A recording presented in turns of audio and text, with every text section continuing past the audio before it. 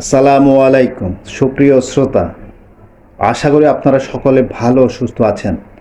আমি প্রতিনিয়ত আপনাদের জন্য অনুপ্রেরণামূলক বিষয়ের ভিডিও নিয়ে হাজির হই। আজও এর ব্যতিক্রম হয়নি। আজকের ভিডিওর বিষয় নিয়ে আসলাম, টাকা দিয়ে সুখ কেনা যায়। ভিডিওটি অত্যন্ত চমৎকার হবে। ভিডিওটির সাথেই থাকুন, লাইক শেয়ার দিয়ে অন্যদেরকে দেখার সুযোগ করে দিন এবং চ্যানেলটি সাবস্ক্রাইব করে রাখুন। টাকা পয়সা সম্পদ নিয়ে আপনার ভাবনা কেমন? এই অর্থই কি জীবনের সব সুখ এনে দিতে পারে? বিপুল সম্পদের মালিক হলেই কি সব সুখ মিলে, নাকি অন্য কিছুর প্রয়োজন আছে জীবনে? টাকা ক্ষণিকের সুখ দিতে পারে ঠিকই, কিন্তু সব সময় সব কিছু টাকা দিয়ে বিবেচনা করা কি সম্ভব? আসলে এর সুনির্দিষ্ট কোনো উত্তর নেই।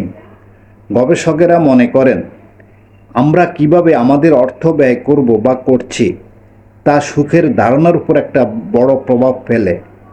টাকা বা অর্থ সুখ কিনতে পারে না, তবে অর্থ বা টাকা ব্যয় করে আপনি অসংখ্য জিনিস কেনেন, তা আপনার সুখের উপর ব্যাপক প্রভাব ফেলে।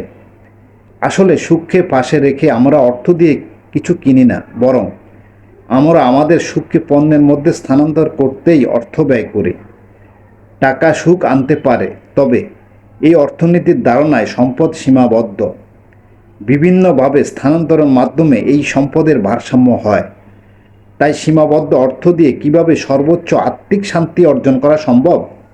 ধরুন, আপনি 1000 টাকা ব্যয় করতে ইচ্ছুক।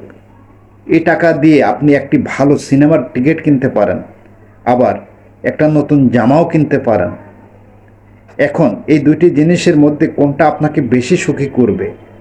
ধরে নেওয়া যাক আপনার দুটোই পছন্দ।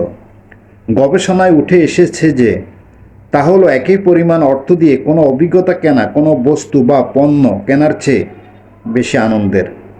এই অভিজ্ঞতা অন্য কারো সঙ্গে যত ভাগ করে নেওয়া যাবে, ততই সুখ যোগ হবে। গবেষণায় আরও আছে যে আপনি যখন কোনো পণ্য কেনেন, তার দাম যদি আপনার ধরে নেওয়ার মানের সঙ্গে মিলে, তাহলে আপনার সুখের অনুভূতি আসবে।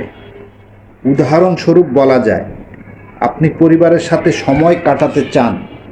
আপনি একটি খাবার টেবিল কিনলেন, যা আপনাদের পারিবারিক সম্পর্ককে দৃঢ় করেছে। অথবা ঘর গোছানোর পরে সাইড টেবিল রাখার একটা জায়গা খুঁজে পেলেন, যেটি কিনে আপনি আসলেই সুখী হলেন। অথবা একাকী কেবল নিজের সঙ্গে কিছুটা সময় ব্যয় করতে চান, তার জন্য ভালো একটা মিউজিক সিস্টেম কিনলেন। গবেষণায় আরও উঠে এসেছে যে কেনাকাটায় পণ্যের মধ্যে পরিবর্তন আনার চেয়ে কার জন্য কিনেছেন সেই তালিকায় পরিবর্তন আনা যেতে পারে। এই অর্থ দিয়ে নিজের জন্য কিছু কেনার চেয়ে ওই অর্থ দিয়ে অন্যের জন্য কিছু কেনা অনেক সময় সুখের। অন্যের জন্য এই ব্যয় মনে সুখ আনে। অন্যদিকে টাকা জমানো, এটা অপরিহার্য বিষয় নয়।